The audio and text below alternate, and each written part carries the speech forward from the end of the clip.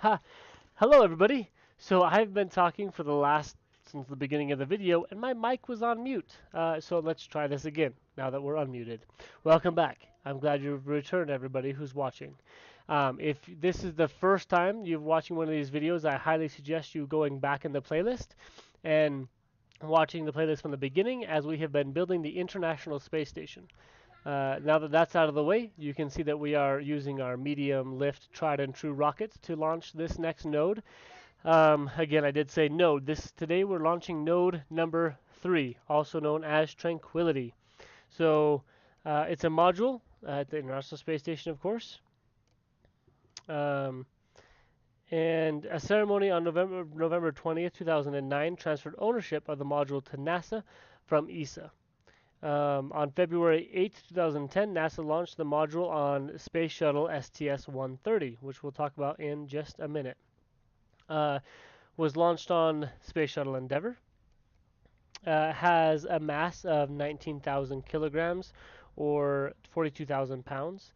Again, it was launched February 8th, 2010, and it was docked on February 12th, 2010. Has a length of 22 feet and a diameter of 4.48 meters or 14.7 feet. This module provides 6 berthing locations, but one of the locations is disabled as the modules originally planned to be attached to Tranquility were canceled. STS-130 also brought the cupola, which is a large window module and robotics workstation to the International Space Station, which was then attached to the nadir side, or the bottom side, of Tranquility. The module contains environmental control systems, life support systems, and exercise equipment. So essentially, it's like the VASA, or the 24-hour fitness module of the space station. And there we have first stage burnout, separation, and second stage ignition. So the purpose of this station, the module's life support system recycles wastewater for crew to use and generates oxygen for the crew to breathe. In addition, Tranquility contains an atmosphere revitalization system to remove contaminants from the atmosphere and monitor/control the atmosphere constituents of the International Space Station. That was a super hard word for no reason. Tranquility also contains a waste and hygiene compartment, which is a super fancy word for toilet, for supporting the onboard crew. So Tranquility is primarily used for exercise, storage, and robotics work in connection with the cupola. So today we are launching Node 3 with the cupola attached to the bottom of it, which we will be able to see as soon as we separate our fairing. So going back, we said that this was launched on STS-130, so we'll talk about STS-130 again. You can see that module there on the bottom is the cupola. So STS-130, which was also known as International Space Station Assembly Flight 20A, it was done by Space Shuttle Endeavour. It was launched on February 8th, as we know, and it landed on February 21st on runway 15 at the shuttle landing facility. Mission duration was only 13 days, 18 hours, 6 minutes, and 24 seconds, and in that time it traveled 9,250,000 kilometers, or 5,750,000 miles, and it completed 217 orbits. The launch mass for Endeavour was 4,521,961 pounds total.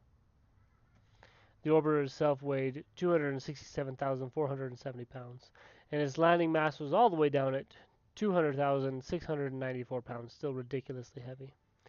STS-130 only had a crew of 6 instead of a crew of 7. And yeah, there we go. When it docked, it did dock with Harmony Forward, or module number 2 on the front side. It was docked for 9 days at the station. So that's pretty much all of the information I have for you on this mission, as we are just finishing on circularizing our orbit. Now we do need to talk about the front of this module a little bit. As you'll notice, that's not the standard docking port that we have been used to on all of these launches, and that's because as we go back in time now, quite a few days to when we started this thing, um, I designed the radiators, the large radiators. Um, the design could have been better. It's kind of hamstrung me launching this module. I wanted to launch this module much earlier because there's a couple of other modules that are attached to it. Now, in fact, let's talk about that for just a minute. Let's backtrack because I forgot to say what else attaches to it. Node 3, of course, has the cupola attached to the nadir side. And then on the forward-facing side, it has a permanent multi-purpose room, or a PMM, which we launched at a future date. It also has a Bigelow expandable activity module, which we're going to talk about in depth during that launch, specifically because it's really exciting and really cool, and I hope that it works out for Bigelow Space, and because it's kind of becoming a pain in the butt as I'm launching these missions before recording them. I launch them and then record and do the voiceover. And I've been trying to work out the best way to get that module up in space. But don't want to talk about it too much because we're going to talk about it a lot during that launch. So that's what's attached to Node 3.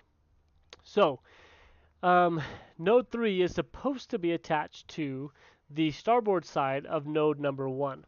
However, there's a problem with that because node number 1, docking port on the port and starboard side, is blocked by those large radiators because I didn't put enough space between them and the pressurized section of the space station.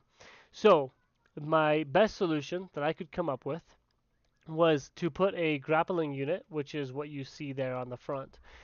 Put a grappling unit on the front of node 3 and use that to grab onto the US lab section.